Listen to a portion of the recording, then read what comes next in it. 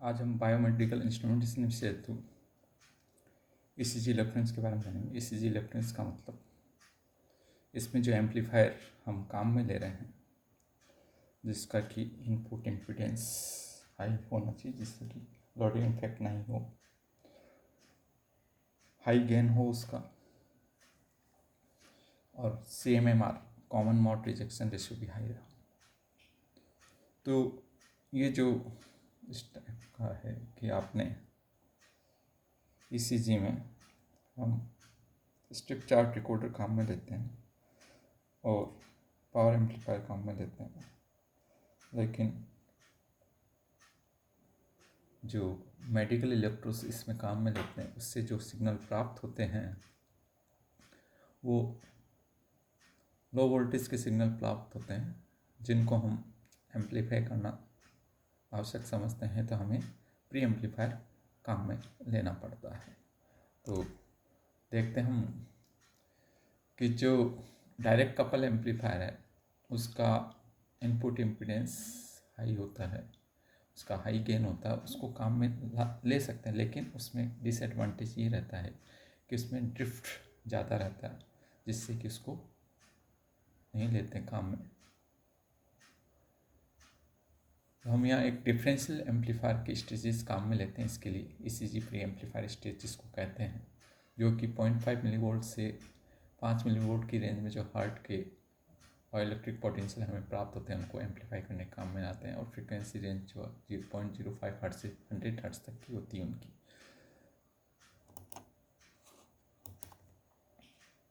ये आपको सर्किट दिखाया जा रहा है जिसमें देख लीजिए कि A1 A2 दो एम्पलीफायर को कैस्केडेड फॉर्म में काम में लिया गया है, जहाँ पे C5 C6 दो कैपेसिटेंस जो कपलिंग के काम में आ रहे हैं। ट्रांजिस्टाइज सर्किट है तो इसकी वैल्यू 10 से 100 पिकोफेरेड के बीच में रखते हैं, और ट्यूब वाला सर्किट है तो उसकी वैल्यू डिफरेंट नेचर की रखी जाती है। जो इलेक्ट्रोड्स है उससे जो सिग्नल आ रहे हैं C1 C2 कपलिंग कैपेसिटर मान लीजिए, जो कपल कर रहे हैं सिग्नल को, यानी बाईपास कैपेसिटर है एक तरह से C1 C2। इसी तरह A3 एक तीसरा एम्पलीफायर इसमें नज़र आ रहा है, वो एज इन्वर्टर फॉलोअर की तरह काम में ले रहे हैं, जिसका CMM हाई रहता है। और यहाँ R3C3 और R4C4 सर्किट के माध्यम से यहाँ जो इलेक्ट्रोड्स पैर के सिग्नल है उनको कंबाइन करके इसको देते हैं। R5 as a protection resistance के रूप में काम कर रहा है कि एक्स्ट्रा ऑर्डिनरी यदि कोई सर्ज करंट आ जाती है तो उसको ये प्रोटेक्ट कर सकते हैं। तो R5 इसलिए काम में लिया जा रहा है यहाँ। तो यहाँ पे जो दो स्टेजेस हमने काम में ली है और लीड सेलेक्टर स्विच की सहायता से हम जो डिफरेंट वेवफॉर्म्स को हम मेजर करते हैं, तो इन दो स्टेजेस का जो ओवरऑल गेन होता है बहुत ज़्यादा रहता है, और इसका जो कॉमन मोड रिजेक्शन रेशियो वो भी हाई रहता है। जैसा कि मैंने बताया था C5 C6 जो माइक्रोफेरेड की रेंज के होते हैं, पिकोफेरेड की रेंज के नहीं होते, 10 to 100 माइक्रोफेरेड जब ट्रांजिस्टाइज सर्किट काम में ले रहे हैं, और 0.1 से 0.5 माइक्रोफेरेड की रेंज में जब वैक्यूम ट्यूब काम में ले रहे हैं। तो इस तरह आप देख सकते हैं यहाँ पे कि amplifier A1 must have a high input impedance which is obtained by JFET and MOSFET. High input impedance का मतलब किसी तरह का लोडिंग इफेक्ट नहीं हो। तो जो डिफरेंशियल एम्पलीफायर A1 जो है आपका काम में लिया जा रहा है उसमें JFET या मॉसफेट काम में लेते हैं। A2 से जो आउटपुट है वो ड्राइवर एम्पलीफायर को दी जाती है, जो कि generally push pull type amplifier होता है, जहाँ से सिग्नल सीधे PMMC यानी permanent magnet moving coil galvanometer को दिया जाता है। वो वहाँ से आपका स्ट्रिप चार्ट का जो स्टाइलस है वो डिफ्लेक्ट करता है आपके सिग्नल के अकॉर्डिंग। यहाँ इस सर्किट में 1 मिलीवोल्ट कैलिब्रेटेड सिग्नल काम में लिया जाता है, जिससे कि जो कैलिब्रेटेड सिग्नल है उसके रेस्पेक्ट में जो पेशेंट से सिग्नल आ रहे हैं उनको कंपेयर करते हुए आप एम्पलीफायर से A1 A2 से गुजरते हुए पुश पुल एम्पलीफायर को सिग्नल प्राप्त कर सकते हो। यहाँ पे जो कैलिब्रेटेड सिग्नल है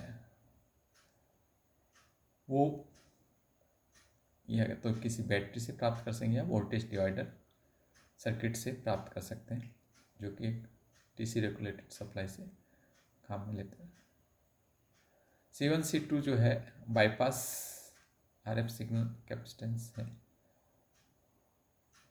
जो कि अनवांटेड सिग्नल को बाईपास करते हैं। A3 जैसा कि सर्किट में दिखाया गया था, उसका जो है पेशेंट की सेफ्टी के लिए काम में लेते हैं। उसका मैंने बताया था कि जो कॉमन मोड रिजेक्शन रेशियो है वो A1 का उसको इम्प्रूव करता है, इसका भी हाई रहता है। A3 जो है कॉमन मोड एम्पलीफायर या राइट लेग एम्पलीफायर कहलाता है, क्योंकि ये राइट लेग जो आपकी लीड्स होती है उससे डायरेक्टली इसको कनेक्ट करते हैं, इसलिए इसको राइट लेग एम्पलीफायर भी कहते हैं। द कॉमन मोड सिग्नल्स जो है 50 हर्ट्ज इंटरफेरेंस को सम किया जाता है इसमें दो RC net R3 C3 R4 C4 से, जिन्हें A3 को दिया जाता है, जो कि इन्वर्टर फॉलोअर के रूप में काम में आ रहा है। इन्वर्टर फॉलोअर का मतलब है कि जो आउटपुट है इसका इनपुट से 180 डिग्री फेस पे होता है, इसलिए इसको इन्वर्टर फॉलोअर के रूप में जाना जाता है। जैसा कि मैंने पहले बताया, resistor R5 is needed to protect the patient by limiting maximum current, यानी R5 को मैक्सिमम करंट को लिमिट करने के लिए काम में लाते हैं। इस तरह जो इलेक्ट्रॉनिक सर्किट है जो वर्क करता है और उससे आप पेशेंट की वेवफॉर्म को एग्जैक्ट प्राप्त कर सकते हैं। तो कुल मिला के हाई गेन प्राप्त करने के लिए हमने यहाँ पे दो एम्पलीफायर काम में लिए, A1 और A2 को कैस्केडेड फॉर्म में, और जहाँ इनपुट सिग्नल को C1 C2 जो बाईपास RF कैपेसिटर उनकी सहायता से कपल करते हुए A1 को देते हैं। A1 से सिग्नल A2 पे दिया जाता है, जहाँ C5 और C6 दो कैपेसिटेंस कनेक्टेड है। वो दोनों कैपेसिटेंस ट्रांजिस्टाइज सर्किट काम में ले रहे हो तो वो माइक्रोफैरेड की रेंज में होते हैं, 10 से 100 माइक्रोफैरेड, और वैक्यूम टाइप हो तो 0.1 से 5 माइक्रोफैरेड की रेंज के कैपेसिटेंस उसमें काम में लेते हैं।